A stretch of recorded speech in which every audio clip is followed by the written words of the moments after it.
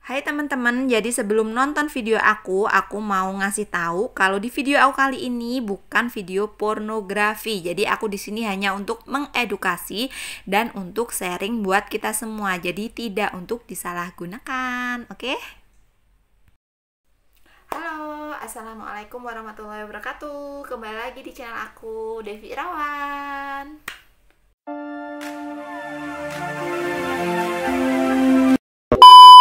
Halo teman-teman, kembali lagi di channel aku. Oke, kali ini aku mau ngebahas dan sharing soal oral sex. Nah, apa sih oral sex itu? Mungkin dari kita semua oral sex itu merupakan hal yang tabu, tapi aku tuh pengen ngebahas dan sharing buat kita semua supaya kita semua tuh lebih mengerti, lebih aware gitu soal sex education. Jadi jangan apaan sih bahas gituan, nggak penting gini-gini, nggak apa-apa, yang penting kita kan ngebahasnya yang ambil sisi positifnya gitu. Nah, jadi oral sex itu sih apa sih? Mungkin dari kita semua udah tahu gitu ya, sering nonton, yang sering kesukaannya nonton blue video gitu, mungkin udah nggak hal tabu lagi. Nah, jadi oral sex itu kita melakukan hubungan suami istri itu nggak pada tempatnya, maksudnya kita melakukan secara oral, jadi penis itu dimasukin ke dalam mulut gitu. Aman nggak sih, bahaya nggak sih? Kalau menurut aku pribadi, oral sex tuh kayak kurang higienis gitu ya. Karena apa? Karena penis dimasukin ke dalam mulut, sedangkan mulut itu tempatnya banyak kuman gitu.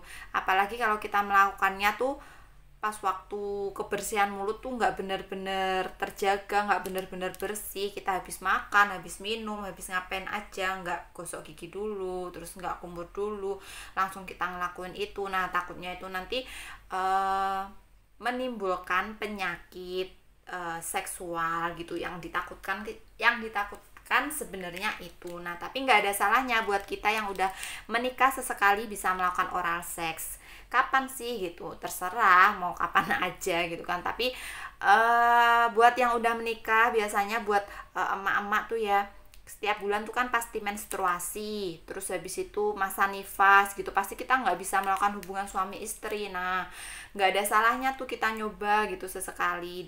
Selain oral sex, kadang kan kita juga bisa pakai apa gitu, pakai tangan gitu ya. Nah, tapi kalau misalkan mau melakukan oral sex yang aman, jadi pastikan dulu kalian tuh mencuci mulut dengan bersih, gosok gigi dulu, kumur dulu, nah gitu kan. Setelah itu benar-benar udah higienis, baru bisa melakukan oral seks. Setelah itu cuci lagi, setelah melakukan cuci lagi mulutnya, cuci lagi penisnya, jadi biar benar-benar bersih.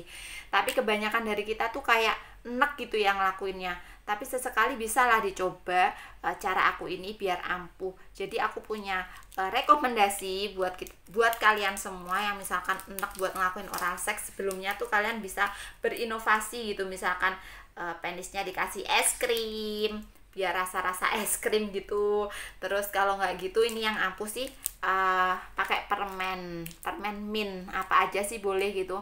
Kalau pakai permen nih, jadi kita ngemut permen dulu, terus habis itu kita ngelakuin oral sex gitu, itu kayaknya nggak begitu enak. Jadi kita bisa memuaskan suami juga kalau misalkan kita lagi nggak bisa melayani suami, misalkan kita lagi haid atau kita lagi masa nifas gitu.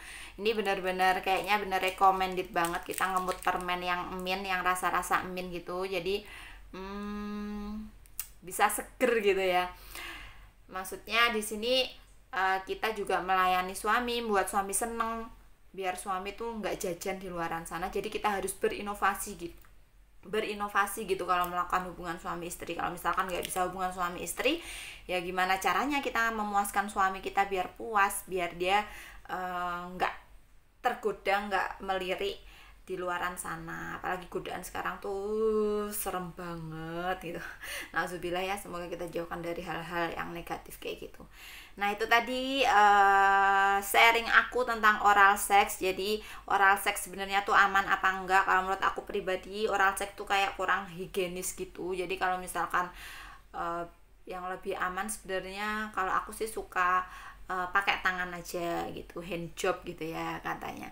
Tapi nggak ada salahnya juga kita berinovasi, mencoba-coba buat memuaskan suami kalau misalnya kita lagi berhalangan untuk melakukan hubungan suami istri gitu. Itu tadi sedikit tips dan trik aku supaya kalian semua kalau yang mau melakukan oral sex nggak ngerasa enek gitu. Oke, sekian, jangan dijadikan video aku ini kayak yang negatif gitu ya. Kita kan sharing di sini, jadi aku mau ngebahas soal yang hal-hal yang menurut kalian tabu, tapi sebenarnya tuh nggak tabu buat dibahas, biar kita semua melek informasi. Nggak ada hubungannya ya. Oke, sekian aja gitu video aku kali ini. Jangan lupa like, comment, and subscribe video YouTube aku supaya aku lebih semangat lagi ngebuat videonya, terus bermanfaat buat semuanya. Jangan lupa komentar habis ini enaknya kita sharing soal apa lagi ya. Oke, semoga bermanfaat sekali lagi. Assalamualaikum warahmatullahi wabarakatuh. Bye bye.